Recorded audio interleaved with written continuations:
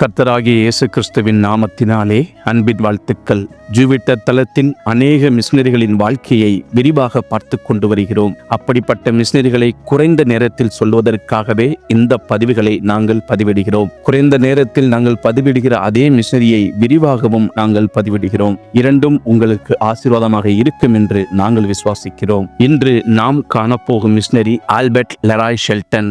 பிறப்பு 9/6/1875, மறைவு 16/2/1922. சொந்த ஊர் இந்தியானா, சொந்த தேசம் அமெரிக்கா, தரிசன பூமி சீனா, திபெத். சீனர்களுக்கும் திபெத்தியர்களுக்கும் இடையிலான பகை பல நூற்றாண்டுகளாக உள்ளது. 1900 ஆண்டுகளின் பிற்பகுதியில் படாங் பகுதியில் ஒரு சீன ஜெனரல் திபெத்தியர்களின் கிளர்ச்சிக்காக இரக்கமின்றி அவர்களை தண்டித்தார். கைகால்கள் வெட்டப்பட்டு இரத்த வெள்ளத்தில் இறந்து போனார்கள். ஒரு மிஷனரி அந்த ஜெனரலை அணுகி கடுமையாக காயப்பட்ட மக்களை சந்திக்கும்படி கேட்டுக்கொண்டார். ஆச்சரியமானது ஜெனரல் மிஷனரியிடம் கிளர்ச்சியாளரின் சொந்த நாட்டு மக்களே ஆர்வம் காட்டாத நிலையில் அவர்களுக்கு சிகிச்சை அளிப்பதில் ஏன் ஆர்வம் என்று கேட்டார். அதற்கு மிஷனரி, என் ஆண்டவரே எனக்கு அவ்வாறே செய்தார் என்று பதிலளித்தார். அந்த மிஷனரி ஆல்பர்ட் லெராய் ஷெல்டன், திபெத்தின் முன்னோடி மிஷனரி. நற்செய்தியின் மூலம் அறிவூட்டப்பட்ட அந்த ஜெனரல் பின்னர் ஆல்பர்ட்டுக்கு ஒரு சகோதரனை போல ஆனார். ஒரு எளிய குடும்பத்தில் பிறந்த ஆல்பர்ட் ஆன்மீக ரீதியில் ஒழுக்கமான வளர்ப்பை கொண்டிருந்தார். அவர் தவறாமல் தேவாலயத்திற்கு செல்வார். அவர் 1899 புளோரா ஃபீலை மணந்தார் மற்றும் 1903 தனது மருத்துவ படிப்பை முடித்தார். அதே ஆண்டில் அவர் வெளிநாட்டு கிறிஸ்தவ மிஷனரி சொசைட்டி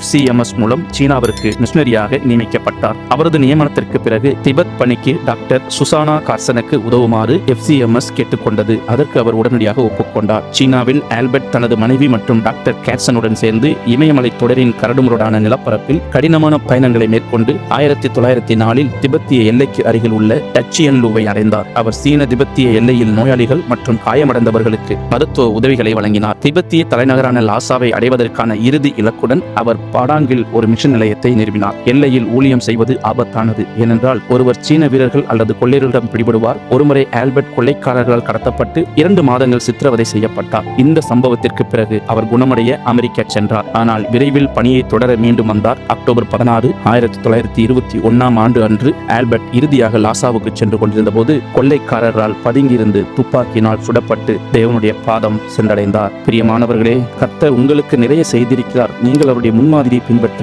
முயற்சி செய்கிறீர்களா? கர்த்தாவே, எங்களுடைய சுயநலத்திற்காக எங்களை மன்னியும். எங்கள் வாழ்க்கையின் எல்லா நிலைகளிலும் உங்களை பின்பற்ற எங்களுக்கு உதவி செய்யும். கர்த்தராகிய இயேசு கிறிஸ்து தாமே உங்களை ஆசீர்வதிப்பாராக. கர்த்தர் நாமம் மகிமைப்படுவதாக. ஆமென்.